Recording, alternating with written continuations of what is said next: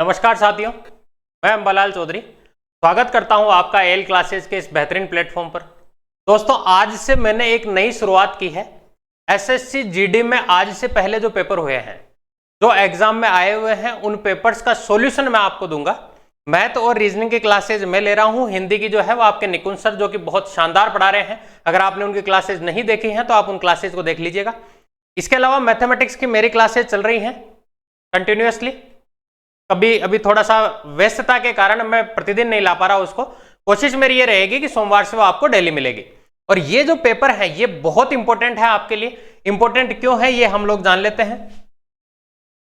ये पेपर कब हुआ था? तो ये 2/12/2021 को जो अभी लेटेस्ट आपका जो पेपर हुआ है उसका सॉल्यूशन मैं आपको दे रहा हूं। अच्छा, इन पेपर्स में क्या क्या खास बातें होगी आपको ये पहले ये जान लेना बहुत जरूरी है।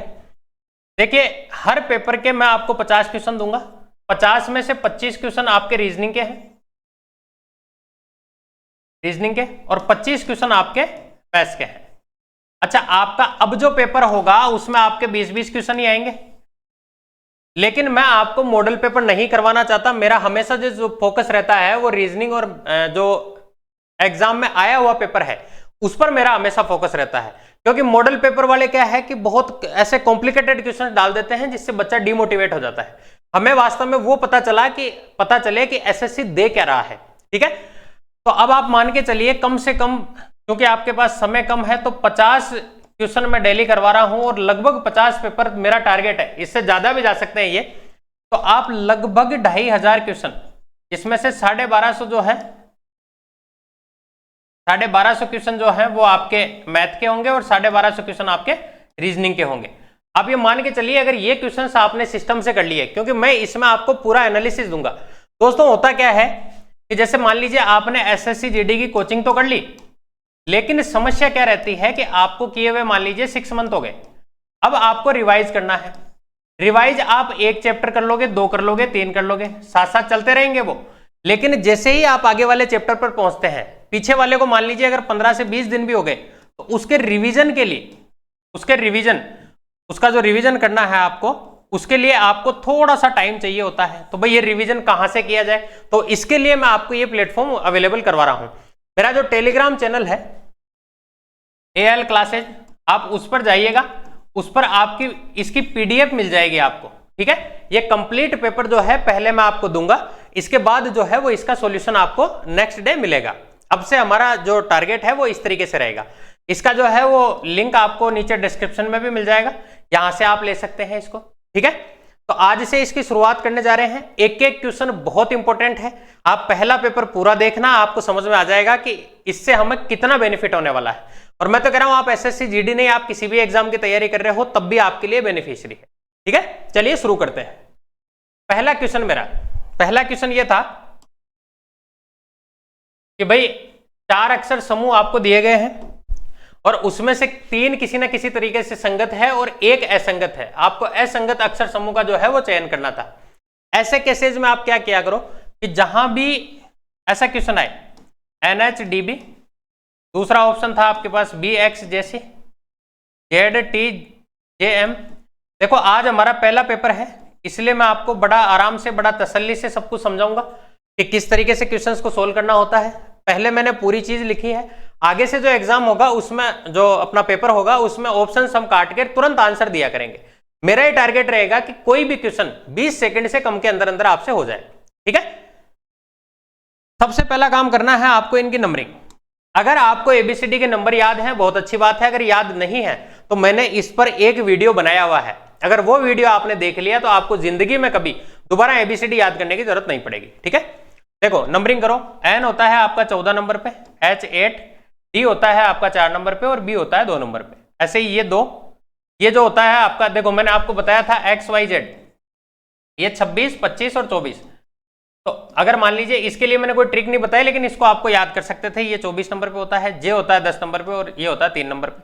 ऐसे ही अगर Z को देखूं तो ये 26, 30, 10 और 13। आगे देखें, P 16 नंबर पे, L 12, F जो है वो 6 नंबर पे और H जो होता है वो आपका 8 नंबर पे होता है। क्या कोई रिलेशन इनके बीच में बन रहा है? भाई 14 में से 6 कम कर दिए, फिर 8 में से 4 कम कर दिए और 4 में से 2 कम कर दिए। अगर मैं इनको सीधा सीधा देखूं तो मुझे ये नजर आ जाएगा कि भाई ये अगर इससे कम हो रहा है, या इसमें 2, 4, 8, 14 इस तरीके से था, ये 3, 10, 24 और इसके बाद में इससे एक छोटी संख्या आ गई 13, 13 में से कम कर दिए 10, इसके बाद में भाई यहां बढ़ रहा है, यहां भी बढ़ रहा था, यहां कम हो गया और यहां भी आपका कम हो गया। इसका मतलब आंसर जो है 3 किसी ना किसी तरीके से समान होंगे, एक इनमें से अलग होगा। तो भाई ये इससे कम, ये इससे कम, लेकिन ये जो है सॉरी ये इससे बड़ा, ये इससे बड़ा, लेकिन ये जो है ये इससे छोटा है। ऐसे अगर इसको देखें, ये छोटा है, फिर ये बड़ा और फिर ये बड़ा, यानी यहां जो है वो प्लस आया है, फिर माइनस माइनस, यहां जो है वो आपका प्लस आया है, फिर आपका प्लस आया, लेकिन यहां माइनस आ गया। और ऐसे अगर इसको देखें तो भाई ये माइनस, ये प्लस और ये भी प्लस, यानी इसमें कुछ जुड़ रहा है। 6 में 6 जोड़ा तो 12 आ गया, 12 में 4 जोड़ा तो ये आपका 16 आ गया। लेकिन यहां देखोगे कंटिन्यूअसली इस तरीके से चल रहा है। तो भाई ये जो है ये भी हमारा आंसर नहीं होगा, ये भी नहीं होगा और ये भी नहीं होगा, तो हमारा आंसर क्या हो जाएगा? 1 नंबर। ठीक है, नेक्स्ट क्वेश्चन पे हम लोग आते हैं।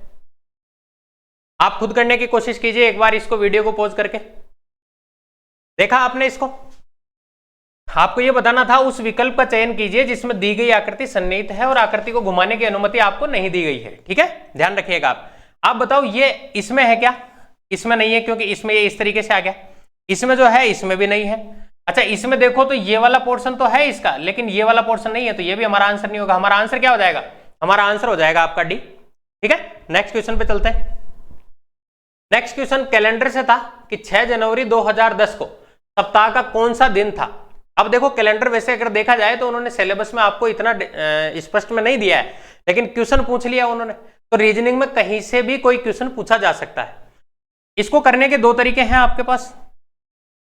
अगर आपने कैलेंडर पढ़ा हुआ है तो, नहीं पढ़ा हुआ है तो मैं पढ़ाऊंगा, आप देख लेना उसको। इसको करने के 2 तरीके थे कि भाई एक तो 6 जनवरी 2010 तक जितने भी दिन आए हुए हैं उन सबको ले लेते आप। तो भाई उन 2009 तक कितने ओड डेज आ गए, कितने विषम दिन जो हैं वो हमारे पास आ चुके हैं, वो आप देख लेते। तो भाई ये कैसे देखेंगे? 2000वीं शताब्दी तक, 2000वें वर्ष तक तो रिमाइंडर आपका 0 बचेगा, क्योंकि जैसे ही 400 साल का एक स्लॉट पूरा होता है रिमाइंडर आपका 0 हो जाता है। ठीक है, तो ये बात आप ध्यान रखिएगा। 9 साल में भाई हर साल में 365 दिन का अगर कोई वर्ष होता है, इसका रिमाइंडर 1 बचता है, और अगर 366 दिन ये जो लीप वर्ष है इसका रिमाइंडर आपके पास 2 बचता है। तो 365 दिन के हर साल में एक ना एक दिन तो आपका एक्स्ट्रा आएगा ही आएगा। आप बताओ 9 साल में लीप वर्ष कितने आ गए? तो भाई 2, तो ये 2 लीप वर्ष आ गए। तो ये हमने जो कैलकुलेशन कर ली ये 2009 तक की कैलकुलेशन हो गई कि भाई 2009 तक हमारे 9 और 2 11 दिन शेष बचेंगे। ठीक है, अब हम बात कर लेते हैं जनवरी की, 2010 की। तो भाई 2010 में 6 जनवरी तक का मामला था, तो 11 दिन तो ये और 6 दिन ये, तो 11 और 6 हो गया 17। 17 में जब मैंने 7 का भाग दिया तो 7 दूने 14, रिमाइंडर बच गया आपका यहां से 3। और जो वीक होता है, वीक का तीसरा दिन कौन सा होता है? पहला दिन आपका सोमवार, दूसरा दिन जो है वो आपका मंगलवार, और तीसरा दिन जो होता है वो होता है आपका बुधवार। तो हमारा सही आंसर कौन सा होगा? हमारा सही आंसर हो जाएगा बुधवार। ये इस सवाल को करने का पहला तरीका था। दूसरा तरीका क्या हो सकता है? अगर आप थोड़े से स्मार्ट बनो, अगर आप थोड़े से स्मार्ट बन जाओ तो दूसरा तरीका और इजी है। हमसे पूछा है इसने कि भाई 6 जनवरी 2010 को कौन सा वार होगा। आप मुझे बताइए आज का दिन तो आपको ध्यान है क्या? आज का, कल का, या बीता हुए कल का, कि कोई भी दिन ले लीजिए। मान लीजिए मैंने ले लिया इसमें 11 नवंबर 2022, और 11 नवंबर 2022 को जो था वो शुक्रवार दिया हुआ है आपको। तो भाई क्या ये कैलकुलेशन आपके लिए थोड़ी सी इजी है? अगर आपको मंथ से मंथ की कैलकुलेशन पे जाना है तो जनवरी के पहले महीने के जितने दिन शेष बचे उतने ले लीजिए आप। जनवरी में दिन होते हैं 31, 31 में से जब आपने 6 घटाए तो दिन बच गए 25। फरवरी में 0, मार्च में 3, अप्रैल, मई, जून, जुलाई, अगस्त, सितंबर में 2 दिन एक्स्ट्रा बचते हैं। सितंबर के बाद अक्टूबर में 3 दिन एक्स्ट्रा बचते हैं, और लास्ट वाले मंथ के जितने दिन दिए हुए हैं आपको वो ले लीजिए आप। तो 11 नवंबर के आपको 11 दिन, यानी लास्ट वाले मंथ के जितने दिन दिए हैं वो ले लिए हमने, और पहले वाले मंथ के जो शेष दिन थे। इसको पूरा जब डिटेल में बताऊंगा तब मैं आपको बता दूंगा। अभी मैं पेपर सोल्व करवा रहा हूं, तो जिन बच्चों को आता होगा वो कर लेंगे, नहीं आता है तो कोई दिक्कत वाली बात नहीं है। ठीक है ना, आप कोशिश कीजिएगा समझने की। जैसे ही मैं ये कैलेंडर का चैप्टर पढ़ाऊंगा इसके बाद आपको इसमें समस्या नहीं आने वाली। तो आप बताइए मुझे, यहां से 7 का भाग दे लीजिए इसमें। भाई रिमाइंडर पता करना है तो 7 या 21, यहां से रिमाइंडर बचा 4, 4 और 3 7। जैसे ही 7 का साइकिल पूरा हो आप हटा दीजिए इसको, ये 7 हो गया, 3 2 5 और 2 7, ये भी खत्म हो गया, 3 3 6 और 2 8, 8 और 3 11, 11 और 11 हो गया आपका 22, 22 में जब आप 7 का भाग दोगे तो 7 या 21, रिमाइंडर बचेगा आपका 1। यानी आपको क्या करना था, 1 मिनट, 25, 7 या 21, ये आ गया आपका 4। अच्छा एक हमने इसमें अभी वर्षों का नहीं लिया, तो भाई ये तो आया आपके मंथ के। अब ले लेते हैं वर्ष में कितने दिन एक्स्ट्रा बचेंगे, तो भाई 2010 से लेके 2022 तक कितने साल हो गए, तो 12 साल तो ये हो गए। इसके अलावा भाई हमने जान लिया कि इसका जो रिमाइंडर बचा वो बचा आपका 1। अच्छा वर्ष में देखें तो 12 तो ये हो गए, हर साल में एक एक दिन एक्स्ट्रा बचेगा। 10 के बाद में लीप वर्ष कौन कौन से आएंगे, तो लीप वर्ष आएंगे एक तो 12 2012, फिर आएगा 2016 और फिर आएगा 2020, यानी 3 साल ये और आगे। तो भाई 3 और जोड़ दीजिए इसमें, तो 12 और 3 ये हो गया आपका 15। 15 में जब 7 का भाग देवें तो कितना आ जाएगा, 7 दूनी 14, रिमाइंडर बचेगा आपका 1। तो 1 तो ये बच गया भाई, 1 तो इस पूरे में रिमाइंडर बच गया और 1 इस पूरे में बच गया। यानी कुल मिला के ये जो दिन है ये यहां जो भी दिन था उससे 2 दिन आगे था। तो भाई अगर ये 2 दिन आगे है तो यहां दिन कौन सा होना चाहिए था, यहां दिन होना चाहिए था बुधवार, बुधवार के बाद में गुरुवार और ये शुक्रवार। यहां हमारा आंसर क्या हो जाएगा, बुधवार। नेक्स्ट क्वेश्चन पे चलते हैं। इसने कहा है ए और $B, इसका मतलब है कि भाई ए जो है वो बी की माताजी है, ए जो है वो बी की माताजी है, ठीक है। अगला दिया था a@b, इसका मतलब ये है कि भाई ए बी का भाई है, ए जो है वो बी का भाई है। a+b जहां आपको दिया है इसका मतलब है ए जो है वो बी का पति है, ए बी का पति है। और आपसे जो पूछा गया है वो पूछा गया है EGY@K और +W। दोस्तों ऐसा कोई भी सवाल आ जाए ब्लड रिलेशन, बहुत जल्दी मैं आपकी रीजनिंग शुरू करने वाला हूं। थोड़ी सी व्यस्तता के कारण मैं ये चालू नहीं कर पा रहा, लेकिन अब मेरी कोशिश ये रहेगी क्योंकि एग्जाम भी आपका नजदीक आ रहा है, तो बहुत जल्दी जो है मैं आपकी रीजनिंग शुरू करने वाला हूं। जिन बच्चों ने रीजनिंग मेरे से पढ़ी हुई है, पहले जो मैंने क्लासेस ली है और ऑफलाइन भी जो बच्चे पढ़ रहे हैं, उनको पता होगा कि भाई ई से क्या संबंध है। ये जो पूछा है इसको बाद में देखेंगे, पहले आप मुझे ये बताओ, आपने ब्लड रिलेशन कहीं ना कहीं पढ़ा होगा। इसका मतलब ये है कि जो पहले वाला है वो दूसरे वाले की माताजी होंगी। आप ये चीज ध्यान रखना, मैं आदमी होगा उसको इस बॉक्स से बताऊंगा और महिला जो होगी वो इसको इस गोले से बताऊंगा। अगर ये एक ही पीढ़ी के हैं, जैसे ये हैं, तो इसका मतलब है ये भाई बहन है। अगर मैं डबल बॉन्ड लगा दूं तो इसका मतलब है ये पति पत्नी है। और अगर मान लीजिए ये आप हैं और अगर ये आपके पिताजी हैं तो पिताजी को जस्ट ऊपर वाली पीढ़ी में, और अगर ये आपका बच्चा है तो इसको जस्ट नीचे वाली पीढ़ी में। इस तरीके से हम इसको डिनोट करेंगे, ठीक है। जैसे मान लीजिए ये आप हैं और ये आपके भाई साहब हैं और ये आपकी भाभी जी है, ठीक है। आप समझ गए, ये जो है ये आपके भाभी जी हैं। तो ए बी की माताजी है, इसका मतलब ये महिला होगी। मम्मी जो होती है किसी की भी मम्मी, हालांकि मम्मी जो होती है वो बाप से भी बढ़ के होती है, लेकिन माताजी माताजी होती है और वो महिला होती है। ए बी का भाई है, इसका मतलब ये जो है ये आदमी होगा। और A+B इसका मतलब है ए बी का पति है, यानी ये पति है तो 100% ये जो है ये पत्नी होगी, ठीक है। अब देख लेते हैं इस सवाल को, यानी हमने जेंडर डिसाइड कर लिया पहले। ई का कैसे क्या संबंध है, तो भाई ई और ये, पहले तो इन दोनों का देखो। अगर बीच में ये वाला साइन आया है इसका मतलब पहले वाली मम्मी होगी दूसरी की, यानी ये जो ई है ये माताजी है किसकी, जी की। अच्छा जी का जेंडर डिसाइड नहीं है, आप गलती से भी इसको आदमी या औरत मत मान लेना, अभी आगे सोल्व करेंगे हम। जी और वाई की बात करें तो भाई इसका मतलब है पहले वाली जो है वो मम्मी है दूसरे की, यानी जी जो है वो माताजी है किसकी, वाई की। अच्छा वाई का जेंडर डिसाइड नहीं है, आगे चलते हैं। @ आया है, @ जहां कहीं आए इसका मतलब पहले वाला भाई है दूसरे का, यानी वाई जो है वो भाई था किसका, के का। और मैंने बताया आपको भाई बहन एक ही पीढ़ी में आएंगे। K+W अगर बीच में प्लस आया है, प्लस का मतलब है पहले वाला पति होगा दूसरी वाली पत्नी होगी, यानी K जो है वो पति है और दूसरी वाली जो है वो पत्नी है। ये आपका W हो गया यहां। अब आपसे पूछा था कि E का A से क्या संबंध है, E का A से क्या संबंध है, यानी E क्या लगता है K का। तो भाई आप बताओ E जो है वो K का क्या लगता होगा, ये E की बेटी और ये बेटी का भी जो है वो बेटा नहीं हो गया, बेटी का बेटा क्या लगता है, तो भाई इसके लिए ये इसका भाई, ये इसकी हो गई मां, और माताजी की भी जो मां होती है क्या वो नानी नहीं होती, तो इसका जो सही आंसर हो जाएगा वो हो जाएगा हमारा नानी। ठीक है, नेक्स्ट क्वेश्चन। उस विकल्प का चयन कीजिए जिसमें दी गई संख्याओं से वही संबंध है जो दिए गए समूह का संख्याओं के बीच में है। इन तीनों के बीच में जो संबंध है वही आपको बताना है, ऑप्शन में ऐसी कौन सी संख्या है।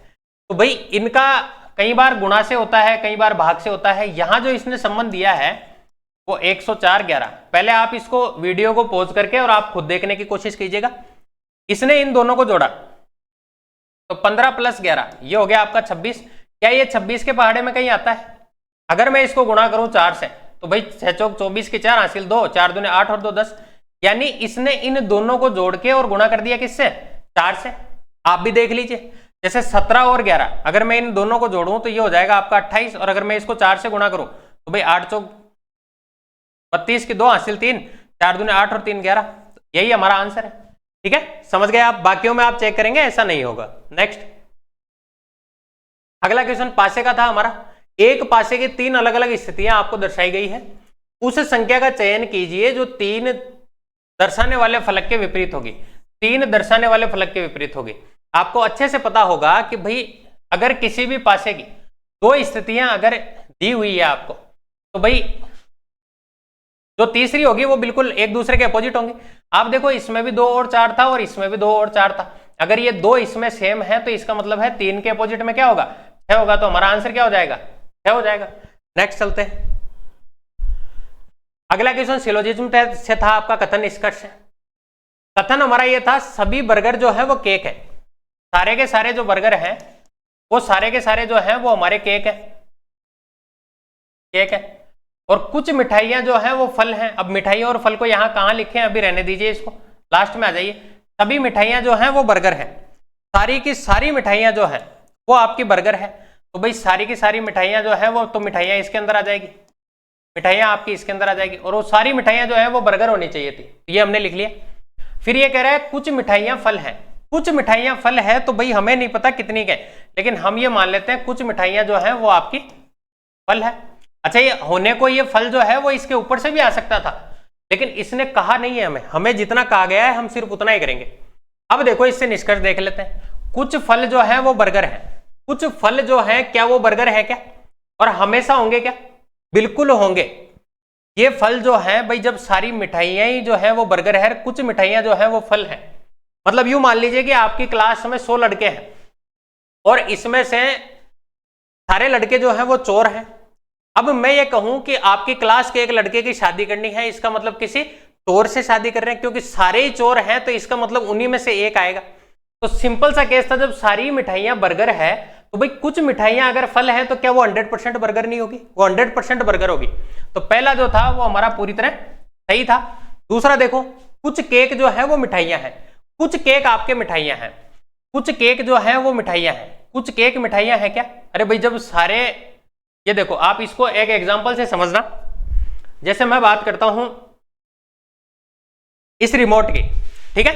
जैसे ये रिमोट है और मैं कहता हूं कि भाई ये सारे, ये जो रिमोट है ये सारे के सारे जो है वो मोबाइल है, और ये जो मोबाइल है या ये मार्कर जो है वो सारे के सारे रिमोट है। अब ये इसके ऊपर आ गया, अगर आप इसको देख पा रहे हो तो। अब मैं आपसे ये कहूं कि भाई ये जो सारे मार्कर हैं क्या ये मोबाइल है क्या? तो आप कहेंगे सर जब सारे मोबाइल रिमोट है और सारे रिमोट ही अगर ये है तो क्या ये इसमें नहीं है? यानी मैं आपसे ये कहूं कि आपके पिताजी के 4 संतानें हैं और उनमें से एक आप हो, तो क्या आप जो है वो उस परिवार का हिस्सा नहीं हो? ये सवाल बिल्कुल वैसा ही था। तो इसका जो सही ये भी सही हो जाएगा। तो मतलब दोनों निष्कर्ष जो है वो आपका पालन करते हैं। आगे जो है मैं इसको बताऊंगा भी आपको, ये चैप्टर पढ़ाऊंगा भी, सारी चीजें डिटेल में पढ़ाऊंगा मैं आपको, ठीक है? नेक्स्ट, अगला हमारा यह था कि कागज के एक टुकड़े को मोड़ने का क्रम और मुड़े हुए कागज को काटा गया है, उसे निम्नलिखित आकृतियों में दर्शाया गया है। कागज को बिना घुमाए आपको ये बताना है कि ये पेपर दिखेगा कैसा। गौर से समझना इसको। जब ये पेपर, आपने पेपर सबसे पहले फोल्ड कैसे किया होगा? आपने पेपर फोल्ड किया ऐसे, उसके बाद जो है वो आपने इस पेपर को ऐसे घुमा के और ऐसे 4 कट लगा दिए। आप समझना बात को, जब आप इस पेपर को ऐसे खोलोगे, आज के बाद आपको पेपर काटने की या मोड़ने की जरूरत नहीं पड़ेगी। आप जब इस पेपर को ऐसे मोड़ोगे, वापस ऐसे खोलोगे, तो आप मुझे बताओ ये जो आकृति है, क्या ये वाला जो हिस्सा है, ये वाला हिस्सा यहां पहुंच जाएगा क्या? और जब ये यहां पहुंचेगा तो क्या ये आकृति ऐसी नहीं बन जाएगी आपकी? और जब इसको खोलोगे तो क्या ये इसके आसपास नहीं बैठेगा? नॉन वर्बल रीजनिंग कहते हैं इसको। और इसका कोई सा भी सवाल हो, आपको इसको ऑप्शन काट के ही करना है। मुझे बताओ पहले ऑप्शन में ये है क्या? आप कहेंगे सर नहीं है, तो ये मेरा आंसर नहीं हो सकता। दूसरे ऑप्शन में ये है क्या? तो दूसरे ऑप्शन में ये है, तो ये मेरा आंसर हो सकता है, अभी है नहीं। तीसरे ऑप्शन में ये इसने गोला दे दिया, जबकि ये जो था ये आपका एक स्क्वायर फॉर्म में था, ये भी नहीं होगा। अच्छा इसमें देखो, इसमें ये तिरछा दिया हुआ है, इसका मतलब मेरा आंसर क्या हो गया? बी। ठीक है, आगे चलते हैं। नेक्स्ट क्वेश्चन, ये रिक्त स्थानों की पूर्ति करने वाला सवाल था। अक्षरों के उस संयोजन का चयन कीजिए जिसमें रिक्त संख्याओं का क्रमिक रूप से रखने पर पूर्ण हो जाए। आप ऐसे क्वेश्चंस में इसके अंक गिना करो कि इसमें अक्षर कितने हैं। तो 3, 3 6, 3 9, 3 12, 3 15 और 3 18। अगर इसमें 18 अक्षर हैं तो इसमें भाग किस किस का जाता है? एक तो जाता है 3 का और एक जाता है 6 का। यानी या तो इसके 3-3 के टुकड़े किए होंगे या इसके 6-6 के टुकड़े किए होंगे। आप ये बात हमेशा ध्यान रखना। मैं पहले एक बार ट्राई कर लेता हूं 6 से।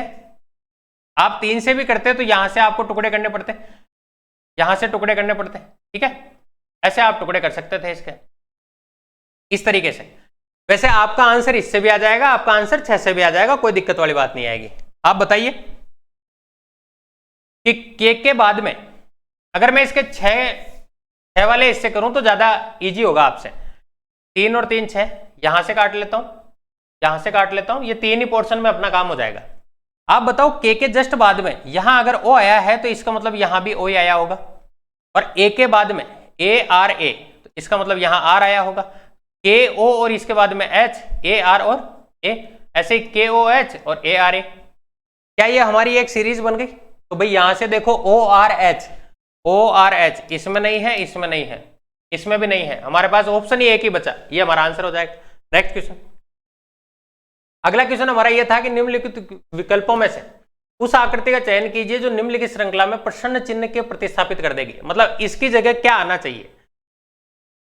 ऐसे सवालों में मैंने अभी बताया आपको कि इसको नॉन वर्बल रीजनिंग कहते हैं। नॉन वर्बल से मतलब है जिसमें केवल अक्षर नहीं हो, केवल चित्र हो। तो इनको कैसे सोल्व करें? ऐसों को सवालों को सोल्व करने के लिए सबसे जरूरी चीज यह है कि आप किसी भी एक अक्षर को, एक पॉइंट को टारगेट कीजिए, जब सवाल आपसे इजी होगा। अगर आप इन सबके पांचों को घुमाने लग गए ना तो आप खुद घूम जाएंगे। ठीक है ना? तो आप बताओ मुझे, जैसे मैंने इसको टारगेट कर लिया तो ये जस्ट ऊपर गई और ऐसे घूम गई, यानी पहले ये ऐसे थी, पहले ये ऐसे थी, उसके बाद ऐसे घूम गई और उसके आगे वाले पे गई तो ये ऐसे घूम गई। अब मुझे बताओ अगर ये सीक्वेंस इस तरीके से चल रहा है, अगर ये सीक्वेंस इस तरीके से चल रहा है तो क्या आगे जाके ये इस तरीके से नहीं घूमेगी? और ये आनी भी सबसे लास्ट पे चाहिए, क्योंकि पहले से दूसरे पे चली गई, इससे आगे चली गई, तो अब यहां आनी चाहिए और इस तरीके से आनी चाहिए। तो आप ये देखो ये किस किस ऑप्शन में है। देखो पहले ऑप्शन में है तो ये मेरा आंसर हो सकता है, इसमें नहीं है तो ये नहीं हो सकता, इसमें भी है और इसमें भी है, यानी एक ऑप्शन मेरा कट गया। अब आगे चलते हैं, दूसरे किसी पॉइंट को पकड़ लेते हैं। जैसे मैं इसको देखूं, अब इसका काम हमारा हो चुका। अब अगर मैं केवल इसको देखूं तो भाई ये पहले ऐसे था, उसके बाद में ये ऐसे आ गया, उसके बाद ऐसे चला गया, तो अब क्या ये इस तरीके से नहीं होगा? तो भाई इस तरीके से होगा, तो इस ऑप्शन में भी है, इसमें नहीं है, इसमें भी है। इसका मतलब पहला और ये दो ऑप्शन मेरे पास अभी बच गए। अब क्या किया जाए? अब किसी और को देख लेते हैं, जैसे इसको देख लेते हैं। ये जो है वो यहां से यहां चला गया, यहां से यहां चला गया, तो अब आना चाहिए यहां से आगे वाले पे शिफ्ट हो जाना चाहिए था। तो आगे वाले में इसमें भी है और इसमें भी है। अच्छा ये जो है देखो ये चेंजेज है। अब दो ऑप्शन काटने के बाद आपको बचे हुए दो ऑप्शन में ये देखना है कि इसमें अलग क्या है। तो ये देखो ये है क्या, इन दोनों में फर्क है, चेक कर लेते हैं इसको। ये पहले ऐसे था, जब ये ऐसे था, ठीक है, फिर ये ऐसे आ गया, फिर ये ऐसे आ गया, तो इसका मतलब अब वापस कैसे आएगा? ऐसे। ऐसे किस ऑप्शन में है? इस ऑप्शन में नहीं है, हमारा आंसर क्या हो जाएगा? डी आंसर हो जाएगा। नेक्स्ट क्वेश्चन, नेक्स्ट क्वेश्चन था मेरा कि उस सही विकल्प का चयन कीजिए जो दिए गए शब्दों को उसी क्रम में दर्शाता है जिस क्रम में अंग्रेजी शब्दकोश में मौजूद होते हैं। देखो मैंने पहले भी कहा है आपको, फिर कह रहा हूं, मैंने ABCD पर एक क्लास बनाई है, एक वीडियो बनाया है, आप उस वीडियो को देखें। अगर आपको ABCD नहीं आती तो ये समझिए कि आपकी लगभग 70% रीजनिंग जो है वो आपने कवर ही नहीं की। बिना ABCD के रीजनिंग करना संभव नहीं है, ABCD याद रखिए आप। तो ये वैसा ही सवाल आ गया कि जैसे परीक्षा, जैसे आप क्लास में बैठते होगे, आपकी क्लास में तो कोई अंबालाल नाम का रहा नहीं होगा, ठीक है, लेकिन मेरी क्लास में मैं हमेशा पहले नंबर पे रहता था। और अगर मान लीजिए कोई संतोष है तो वो लास्ट में रहेगी। मान लीजिए सीताराम है, सीताराम जो है, सीताराम इसके बाद में आएगा। मान लीजिए मदन है इसमें बीच में कहीं, तो वो बीच में आएगा। अगर सोनू है तो वो सबसे लास्ट में चला जाएगा। मान लीजिए नरेंद्र है तो M के जस्ट बाद में आ जाएगा नरेंद्र, ठीक है। इस तरीके से जो है वो आपको ध्यान रखना है कि जो ABCD के अल्फाबेट होते हैं उनके हिसाब से जो है ये अक्षर आते हैं। तो भाई ए तो अब डिसाइड कैसे करें हम? पहला अक्षर तीनों में सेम है, पांचों में। दूसरा भी जो है वो सब में सेम है, इसको भी छोड़ दीजिए आप। अब तीसरे अक्षर से शुरुआत करते हैं। तीसरे अक्षर को अगर मैं देखूं, मैं इसको थोड़ा बड़ा कर लेता हूं। हमने अभी जाना कि भाई पहले और दूसरे अक्षर से ये पता नहीं कर सकते हम, पहले और दूसरे से नहीं पता कर सकते। अब आप बताओ U 21 नंबर पे होता है, ये भी U 21 नंबर पे, S 19 नंबर पे होता है, S 19 और ये भी 19। यानी अब यहां से आपको पहले नंबर पे जो है वो पता करने के लिए इन तीन पर और मेहनत करनी पड़ेगी। तो पहले, दूसरे और तीसरे से सेलेक्ट नहीं हो रहा, चौथे पे आ जाइए। S के बाद में यहाँ U है, इसका मतलब वो 21 नंबर पे है। यहाँ T है वो 20 पे है, यहाँ भी T जो है वो 20 पे है। अब देखो पहले और दूसरे में इन दोनों में से एक आएगा, ये तीसरे पे शिफ्ट हो गया, कोई दिक्कत वाली बात नहीं है। वैसे तो अगर आप देखो तो भाई तीसरे नंबर पे आना चाहिए था 5 नंबर वाला, पहला, दूसरा और तीसरे नंबर पे 5, चौथा 5वां। इससे ये ऑप्शन भी कट गया और इससे ये ऑप्शन भी कट गया। आपके पास केवल 2 ऑप्शन बचे हुए हैं, ठीक है, इनको चेक कर लेते हैं। और 2 और 4 जो है वो आपका शुरू में आना चाहिए था, जबकि 2 और 4 जो है वो इसने लास्ट में दे रखा है, यानी ये ऑप्शन भी मेरा कट गया। आंसर तो आ गया मेरा। आप केवल 2 या 3 अक्षर देख के ला सकते हो, लेकिन आगे और चेक कर लेते हैं। इसमें भी R है, इसमें भी R है, R से भी पता नहीं चलेगा, लेकिन A जो है वो 1 नंबर पे आता है। भाई R जो है वो आपका 18 इसमें भी आएगा, लेकिन इसमें फिर आ रहा है A और इसमें आ रहा है आपका U, वो आता है 21 पे। यानी 2 नंबर वाला सबसे पहले होगा, उसके बाद में 4 नंबर वाला होगा, उसके बाद में 5 नंबर वाला होगा। अगर इन दोनों को देखा जाए तो U के जस्ट बाद में N 14 नंबर पे आता है, S 19 नंबर पे, यानी उसके बाद आएगा 1, यानी पहले 2 नंबर, फिर 4 नंबर, फिर उसके बाद में आएगा आपका 1 नंबर और सबसे लास्ट में आएगा आपका 3 नंबर। ये जहां कहीं दिया हुआ है वही हमारा आंसर है। मैंने आपको शॉर्ट भी बता दिया, शॉर्ट कैसे कर सकते हो आप इसको। आगे चलिए। एक निश्चित भाषा में प्रेजेंट को इस तरीके से लिखा गया है, उसी कूट भाषा में स्टेट को किस प्रकार लिखा जाएगा। देखो PRESENT प्रेजेंट लिखा हुआ है। आप जहां कहीं आपको ऐसे अल्फाबेट्स दिखे तो आप सिंपल सा काम ये करना कि इनकी नंबरिंग जरूर कर लेना। नंबरिंग कीजिए आप इसकी। अगर आप इसकी नंबरिंग करोगे तो P होता है 16 नंबर पे, R 18, E 5, S 19, E 5, ये 14 और ये 20। अब इसने किस तरीके से दिया हुआ है वो देखिए आप। इसने कहा 7 9 5 1 इस तरीके से दिया हुआ है। अगर मैं 6 और 1 को जोड़ दूं तो 7 आ जाएगा, 8 और 1 को जोड़ दूं तो 9 आ जाएगा, 5 ऐसा का ऐसा रह जाएगा, ये 9 और 1 10, इसने 10 को भी ऐसे लिख दिया, फिर 5, फिर 4 और 1 5 और सबसे आखिरी में 2। देखो क्या इसने इस तरीके से लिखा है क्या? अगर इसने इस तरीके से लिखा है तो हम भी इसको लिख देंगे, जैसे STATE। अगर स्टेट आपको दिया हुआ है तो S है 19, T 20, ए आपका 1 नंबर पे, T 20 और E जो है वो आपका 5 नंबर पे है। कोई 9 और 1 10। सबसे पहले तो ये देखो 10 है किस में, तो 10 केवल एक ही ऑप्शन में दिया हुआ है, सी में, यही मेरा आंसर होगा। आगे मैं चेक ही नहीं करूंगा इसको, ठीक है। नेक्स्ट, एक निश्चित भाषा में FUTILE को UF इस तरीके से लिखा गया है और शेल्डम को इस तरीके से लिखा गया है। आपको बताना है कोर्टेक्स, इसको कैसे लिखें। तो आप देखो कि इसमें नंबरिंग तो कर लेंगे हम पहली बार में, तो आप इसमें नंबरिंग करके देखो, क्योंकि आप जितनी ज्यादा नंबरिंग करोगे उतनी ज्यादा आपको ABCD याद होगी।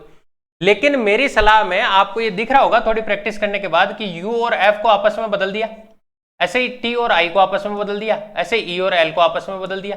इसका मतलब ये हुआ कि इसने शुरू के 2 अक्षर को ऐसे इस तरीके से चेंज कर दिया। कोई CO को लिख सकते हैं OC, इसको लिख सकते हैं TR और इसको लिख सकते हैं XC। ये जहां कहीं दिख रहा है आपको वो ये आंसर है, OCT RXC, ये मेरा आंसर हो जाएगा, ठीक है। नेक्स्ट क्वेश्चन लगाइए, आप खुद दिमाग लगाइए, ABCD के नंबरिंग से इसको कीजिए आप। मैं तब तक पानी पी लेता हूं।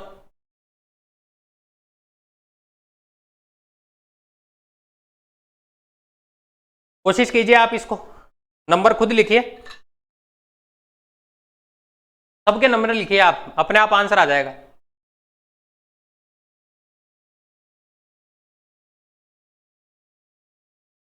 देखो जैसे ए जो है, ए आपका ये 1 नंबर पे, ई 5 नंबर पे, ओ है आपका 15 नंबर पे, डी है आपका 4 नंबर पे, ये 8 और ये 18, ये 7, 11 और 21, ये 10 नंबर पे, एन 14 और ये 25 सॉरी 24। आप देखो इसमें कोई सीरीज आपको दिख रही है क्या? ऐसे क्वेश्चंस में जनरली पहले से पहले की तरफ चलते हैं। 1 और 4 3, तो इसमें 3 जोड़ दिया, फिर 4 और 3 7, 7 और 3 10, 10 और 3 13, यानी अब आना चाहिए 13 नंबर पे। 13 नंबर वाला 2 ऑप्शन में है हमारे पास, तो पहला भी कट गया और दूसरा भी कट गया। अब आप देखो इन दोनों में से, तो भाई 5, 5 और 3 8, 8 और 3 11, 11 और 3 14, 14 और 3 17 नंबर, 17 नंबर पे क्यों होता है, तो हमारा आंसर आ गया यहीं से। आप चाहते तो इस लास्ट वाले को भी देख सकते थे, 15 और 3 18 और 3 21 और 3 24 और 3 27, लेकिन अंग्रेजी में अक्सर 26 ही होते हैं, तो 26वां अक्सर जेड, इससे जस्ट अगला वाला, ये हमारा आंसर हो जाता है। ठीक है, आगे चलते हैं। नेक्स्ट, आप बहुत इजी क्वेश्चन है, बहुत ही ज्यादा इजी है कि भाई कपड़े का, शर्ट का कपड़े से वही संबंध है जो बालिका सोने से होता है। शर्ट जो है वो किसकी बनी होती है? कपड़े की, और बाली जो है वो किसकी बनी होती है? सोने की, तो हमारा आंसर हो जाएगा सोना। नेक्स्ट, एक निश्चित भाषा में NERDS इसको लिखा गया है QBUGV, और इसी तरीके से इसको ये लिखा गया है, उस कूट भाषा में इसको क्या लिखा जाएगा? तो आप देखो NERDS इसको लिखा है इसने QBUGV, तो भाई यहां से आप बताइए, N जो है वो 14 नंबर पे, E 5 नंबर पे, R 18, D 4 और S जो है वो आपका 19 नंबर पे। ऐसे ये 17, 2, 21, 7 और V जो है वो है आपका 22 नंबर पे। अब देखो कुछ दिख रहा है क्या आपको कॉमन? इसने में +3 किया है, फिर 5 में से 3 यानी इसमें -3 किया है, 18 और 3 21 यानी +3 कर दिया, फिर 4 और 3 7, ये 4 और 3 7 है, इसका मतलब +3, और ये 19, ये भी +3, यानी इसने क्या किया है कि भाई पहला जो है उसमें +3, दूसरे में -3 और बाकी सब में जो है वो +3 किया है। अब इसमें मुझे थोड़ा सा डाउट हो रहा है, तो मैं ये जो दूसरा एग्जांपल दिया हुआ है इसको भी चेक कर लेता हूं। दूसरा एग्जांपल इसने दिया था CARING, और इसको इसने लिखा FX UF और QJ, ठीक है।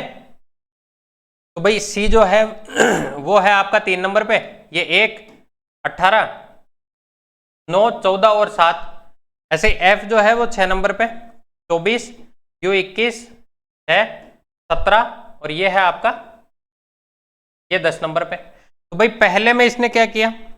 पहले में अगर आप देखो, पहले में 3 बढ़ाए, दूसरे में जो है वो 3 कम कर दिए, क्योंकि आप A से अगर 3 पीछे जाओगे तो आपको जो है वो X मिल जाएगा। ऐसे ही 18 में 3 जोड़ दिए +3, 9 में इसमें 3 कम कर दिए, इसमें जो है वो फिर 3 बढ़ा दिए, और इसमें भी इसने 3 बढ़ा दिए। वैसे तो इसका जो सीक्वेंस है वो थोड़ा सा समझ से बाहर है, ठीक है ना, क्योंकि इसने पहले +3 फिर -3 फिर +3 फिर -3 फिर +3 ऐसे इसने जो किया है इसमें, तरीका तो यही है। क्लोजेट में देख लेते हैं हम लोग कि भाई ये 3 नंबर पे, ये 12 नंबर पे, ये 15 19 5 और ये जो है आपका T20। भाई 3 में 3 जोड़े, पहले में तो ये 3 जोड़ रहा है, यानी 3 और 3 आ जाएगा। दूसरे में इसने दोनों में 3 घटाए हैं, तो एक बार घटा लेते हैं, 12 में से 3 गए तो आप क्या जाएंगे 9, तो भाई 6 नंबर पे होता है F, 9 नंबर पे होता है I।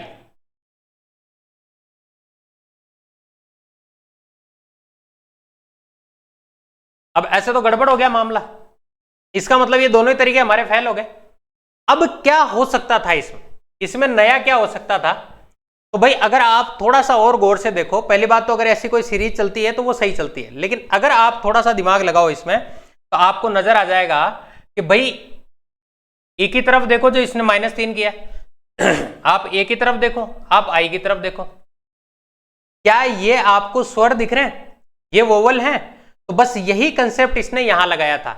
यानी जो वोवल होते हैं, वोवल होते हैं आपके पास 5 स्वर जो होते हैं, ए ई आई ओ यू, यानी इनमें तो ये कर रहा था -3, और जो जितने भी व्यंजन आ रहे थे उनमें कर रहा था +3। तो भाई सी एक स्वर है, व्यंजन है, तो 3 और 3 6 नंबर वाला आ जाएगा। ये 12 और 3 ये भी 15 नंबर आएगा, लेकिन ये 15 नंबर है, ये एक स्वर है, इसमें से 3 कम हो जाएगा तो 12 नंबर वाला, यानी 6 नंबर पे होता है एफ, 15 पे होता है ओ, 12 पे होता है आपका एल। तो एफ ओ एल देखो इस ऑप्शन में नहीं है, इस ऑप्शन में भी नहीं है, यानी आपके पास 2 ऑप्शन बचे। अब चेक कर लेते हैं एस, एस 19 पे है तो 19 और 3 22, 22 पे होता है आपका बी।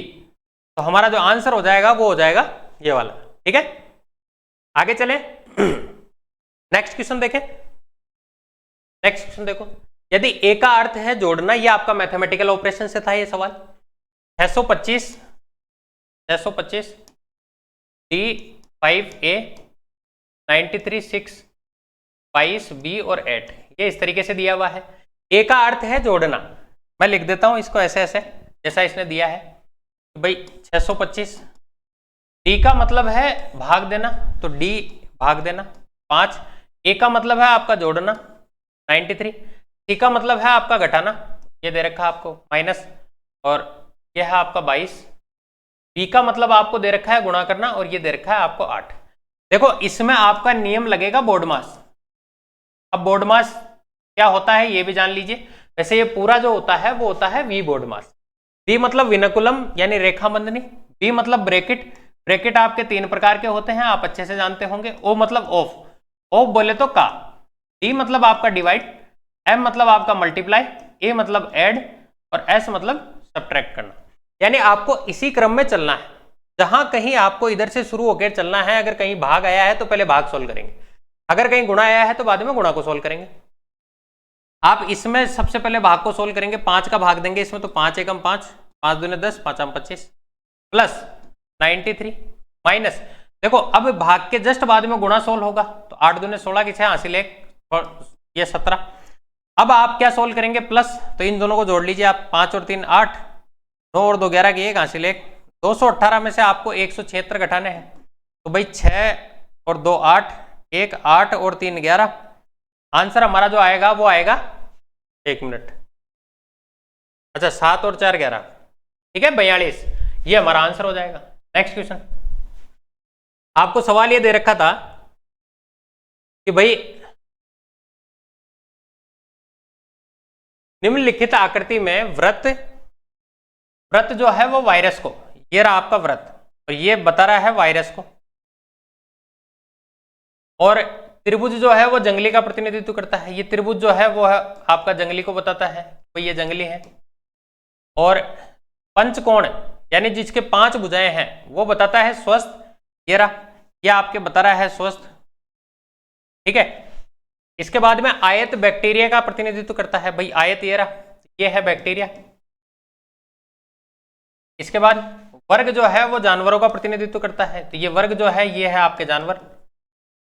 अब क्या पूछा है आपसे, उस संख्या का चयन करें जो जंगली जानवर, यानी जंगली हो, जानवर भी होनी चाहिए और इसके अलावा आपका बैक्टीरिया से संक्रमित भी होनी चाहिए।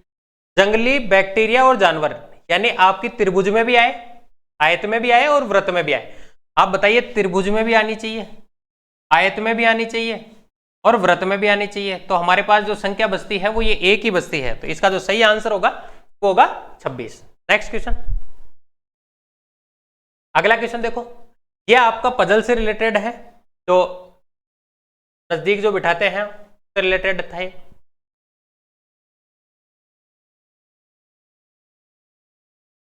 सवाल हमारा ये था कि LMNOP और Q परिवार की एक कॉलोनी के एक पंक्ति में बने घरों में रहते हैं। ऐसे सवाल को जब भी करना हो, सीटिंग अरेंजमेंट का या पजल का कोई भी क्वेश्चन आ जाए, हमेशा एक ही बार पढ़ के उसको करना है आपको। अगर आपने 2 बार पढ़ा तो फिर आपका मामला गड़बड़ हो जाएगा, ठीक है। तो आप कोशिश कीजिए उसको एक बार पढ़ने में, और एक बार में जो जो चीजें आपके नहीं समझ में आती है उनको साइड में लिख लीजिए। जैसे इसने पहली लाइन में हमें यह बताया कि एक कॉलोनी के एक पंक्ति में बनो घरों के में रहते हैं, यानी एक पंक्ति में बने हुए घर हैं, इसका मतलब 6 लोग हैं ये, तो भाई 6 घर बने होंगे।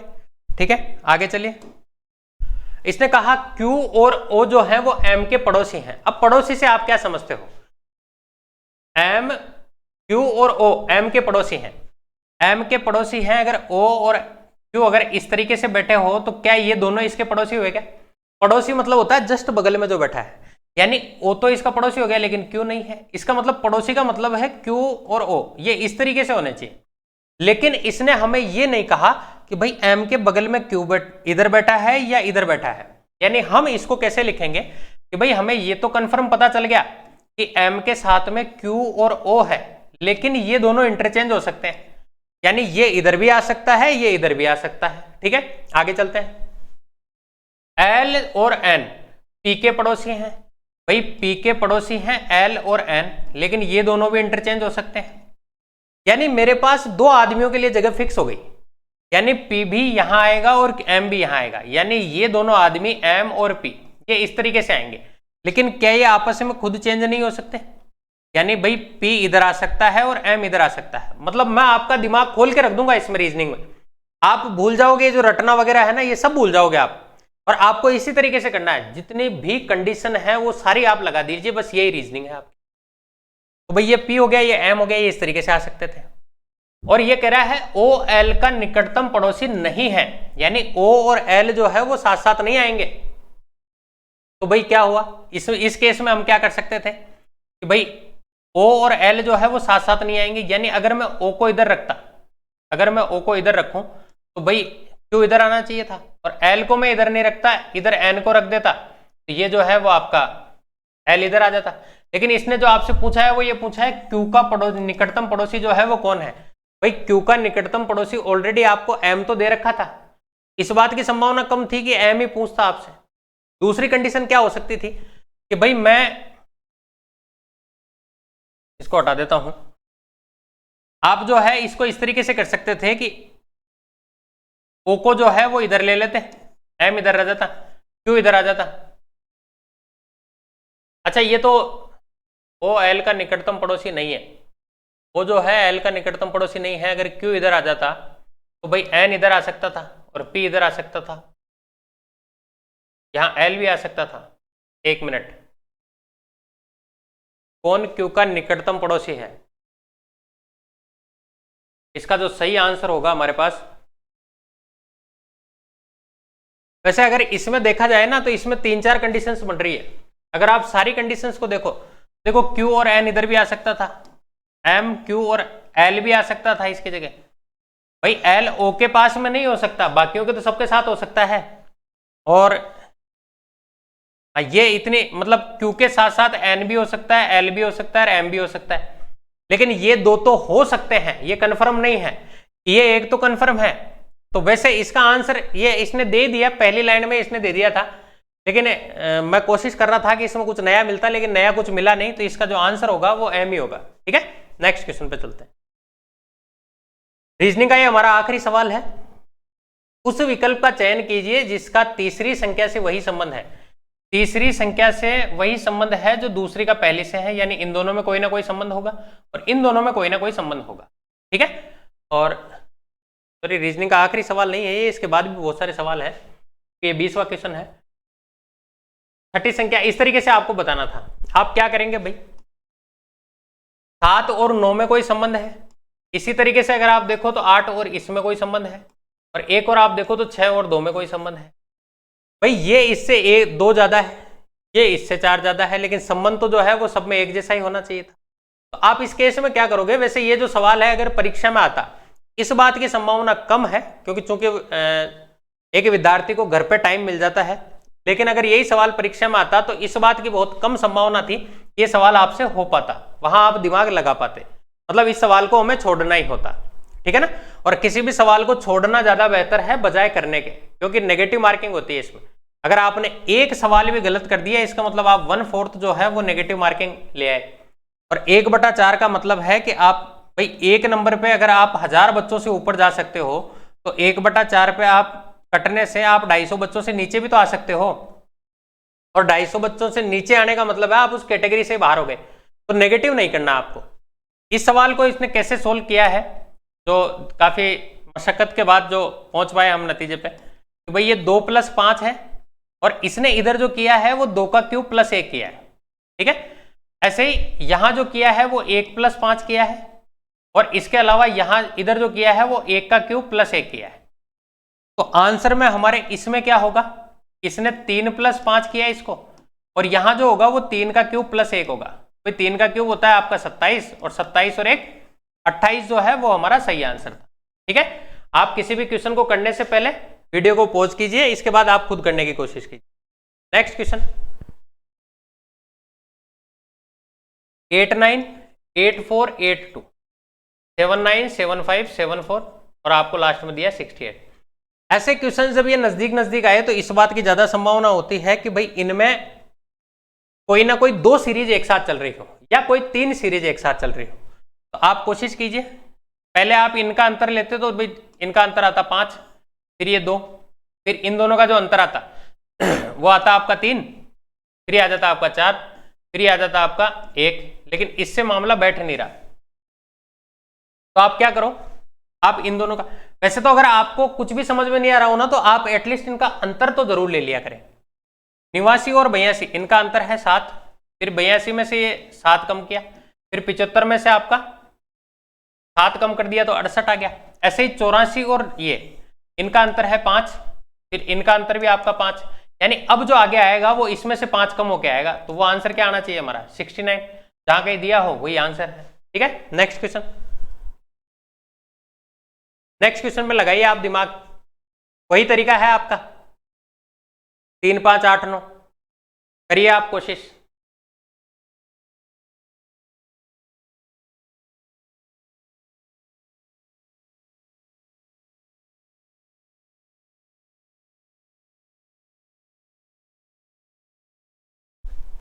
देखो 3 5 8 11, एक बार पहले हम इनका अंतर लेकर देख लेते हैं। 3 5 8 11 19 और 24, ठीक है। और यहां आपसे जो पूछा था वो है भाई 3 और 2 5, फिर 5 और 3 8, 8 और 3 11, ये नहीं पता हमें, और 19 और 5 जो है वो है 24। कोई 2 आ गया 3 आ गया, यहाँ 4 आता तो फिर भी हम आगे दिमाग लगाते, लेकिन गड़बड़ हो गया मामला। तो भाई क्या कर सकते हैं इस केस में, ये सवाल भी थोड़ा सा एग्जाम के लिए आपके टिपिकल था। 8 11 क्वेश्चन मार्क आपसे पूछा है 19 और 24, ये सवाल था आपका अभाज्य संख्याओं पर। देखो रीजनिंग में अभाज्य संख्याएं, इन पर बहुत सारे सवाल जो है वो पूछे जाते हैं प्राइम नंबर्स पर। तो ये 1 में आपके 2 जोड़ा, इसके बाद अगली संख्या जो थी, सॉरी पहली प्राइम नंबर है 2, उसमें 1 जोड़ा, उससे अगली जो अभाज्य संख्या है वो आपकी 3 में 2 जोड़ दिया। इसके बाद अभाज्य संख्या आती है 5, उसमें 3 जोड़ दिया। उसके बाद अभाज्य संख्या आती है 7, उसमें 4 जोड़ दिया। यानी इधर एक सीरीज चलाई इसने, यानी अब जुड़ना चाहिए था 5, और अगली जो अभाज्य संख्या है वो क्या होगी, तो 7 और 4 11 होती है अभाज्य संख्या। इससे बाद जो अभाज्य संख्या होगी वो होगी आपकी 7 के बाद, हाँ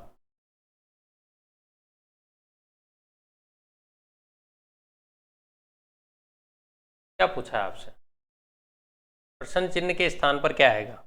11 और 5 यहां तो ठीक है 16 आ गया, लेकिन इससे अगली जो 17 और 6 23, ये अगर यहां आएगा 17 और 7 तब तो मामला हमारा बैठ जाएगा। लेकिन ये जो 19 है, अच्छा 11 13 और 6, ठीक है। तो अगली जो अभाज्य संख्या थी वो हमारी 13 थी, 13 और 6 आपका हो गया 19। तो इसका जो सही आंसर होना चाहिए था वो होगा हमारा 16, ठीक है। नेक्स्ट क्वेश्चन, अगला सवाल हमारा दर्पण से था। देखो दर्पण का मतलब ये है कि जो चीज यहां रखी हुई है अगर इसको जस्ट पलट के देखा जाए, यानी अगर मान लीजिए मैं इसके यहां ये लगा देता तो जो जितना दूर है वो उतना दूर बनता, और जो जितना पास है, जैसे मान लीजिए इसके आगे मैं यहां एरो लगा देता तो ये इतना ही पास बनता। सीधा सा गणित है, जो जितना दूर वो उतना दूर, जो जितना पास वो उतना पास। तो भाई यहां से अगर हम देखते, इसने कहा था हमसे, वैसे मैं बना के बता देता हूं, बाकी तो आपको इसमें आप इसको बिना पेन कॉपी कर पाओगे एग्जाम में। 8 8 6 3।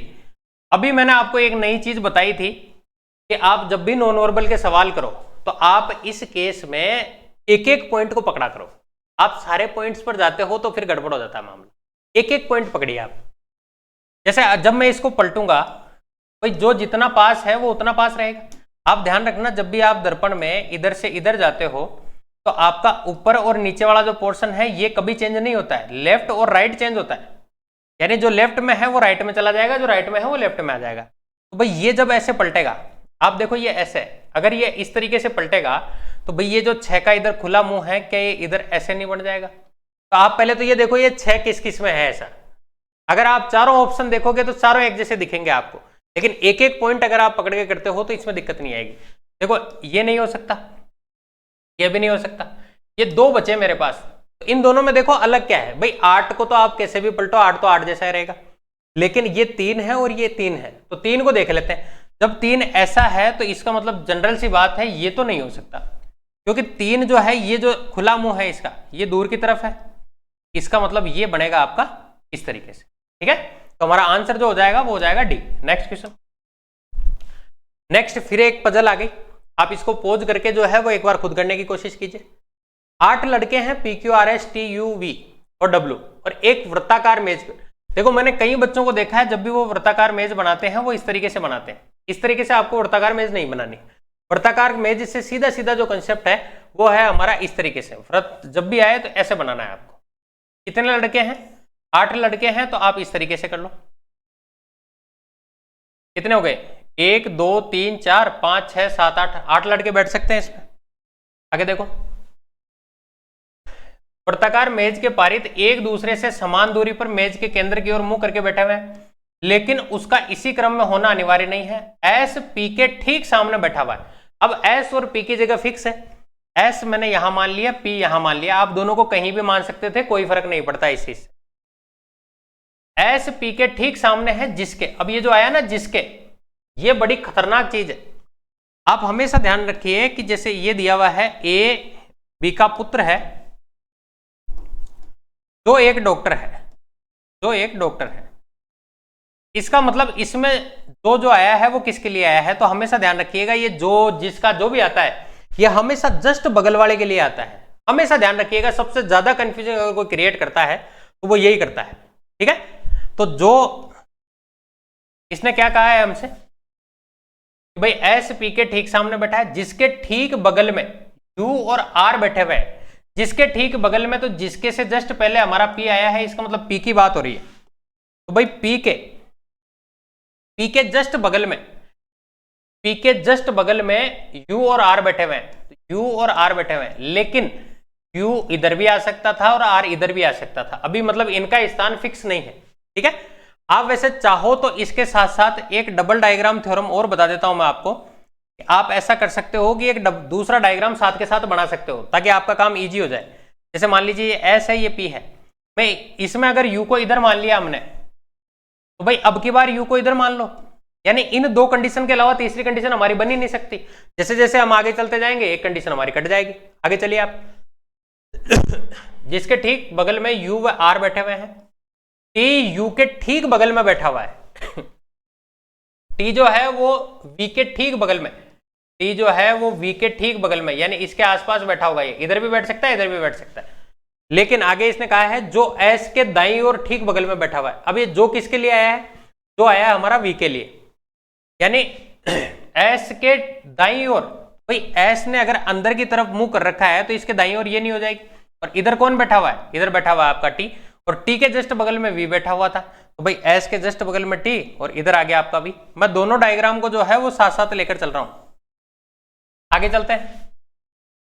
इसने कहा क्यू टी के ठीक सामने बैठा हुआ है, क्यू जो है वो टी के ठीक सामने। अब आप बताओ, एक मिनट, क्यू जो है वो टी के ठीक सामने,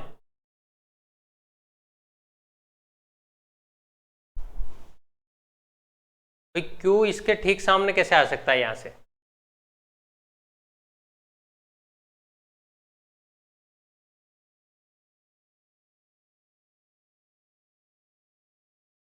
पी जो है, अच्छा एक मिनट,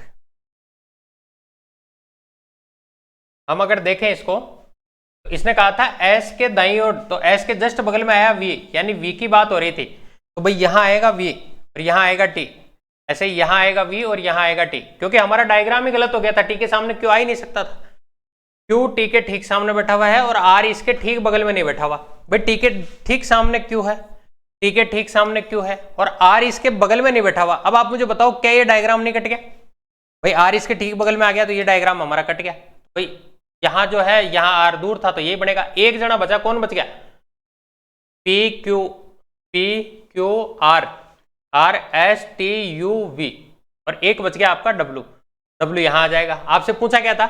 इसके आधार पर बताना था आपको कौन सा कथन सही है, तो भाई आर डब्ल्यू के ठीक सामने है क्या? ये हमारा डायग्राम कट गया, इसको छोड़ देते हैं। आप बताओ आर डब्ल्यू के ठीक सामने बैठा हुआ है क्या? आर जो है वो डब्ल्यू के ठीक सामने बैठा हुआ है, कौन सा कथन सही है यही बताना था, तो यही आंसर है। अगर ये कहता हमसे, हम देख लेते हैं आगे वालों को भी, क्यू और यू जो है वो एक दूसरे के बगल में नहीं बैठे, क्यू और यू जो है वो एक दूसरे के बगल में बैठे हैं। भाई टी वी के ठीक बगल में बैठा हुआ है, टी वी के ठीक बगल में तो बैठा हुआ है लेकिन आर के बगल में नहीं बैठा हुआ। भाई टी वी के बगल में भी है, आर के बगल में भी है, और एस और यू जो है वो डब्ल्यू के ठीक बगल में बैठे हुए हैं। एस और यू जो है, एस और यू वो डब्ल्यू के ठीक बगल में बैठे हुए हैं, ये भी कथन आपका सही नहीं है। ठीक है, तो हमारा जो सही कथन था वो आपका ये हो गया। ठीक है, वो भी देख लेते हैं। इसने कहा था उस विकल्प का चयन कीजिए जिसमें तीसरे पद से वही संबंध है जो दूसरे का पहले से है। तो भाई अगर मैं इसको यहां ढंग से देखूं तो सी ए पी और ये है पी ए सी, ऐसे ही एस, एस को यहीं रखा है इसने, C A P S U L E capsule, और P A C S E L U. तो भाई आप देखो तो इसने इसको चेंज कर दिया, इसने ज्यादा कुछ नहीं किया, सी को इधर लिया है, पी को इधर, ए को इधर, बीच वाले को ऐसा कैसा रखा, यू एल और ई। तो हमें भी ऐसे ही चेंज करना था, पी आई एन को एन आई पी लिखना था, तो एन आई पी इसमें नहीं है और आपका इसमें नहीं है, इन दोनों में था। बीच वाला ऐसा कैसा रहेगा तो डी ऐसा कैसा रह जाएगा, यानी मेरा जो आंसर हो जाएगा वो हो जाएगा ये। ठीक है, इसका सेकंड पार्ट जो है वो आपको मैथ का अभी कुछ टाइम बाद जो है वो आपको अवेलेबल हो जाएगा या नेक्स्ट डे अवेलेबल हो जाएगा। ठीक है, थैंक यू सो मच।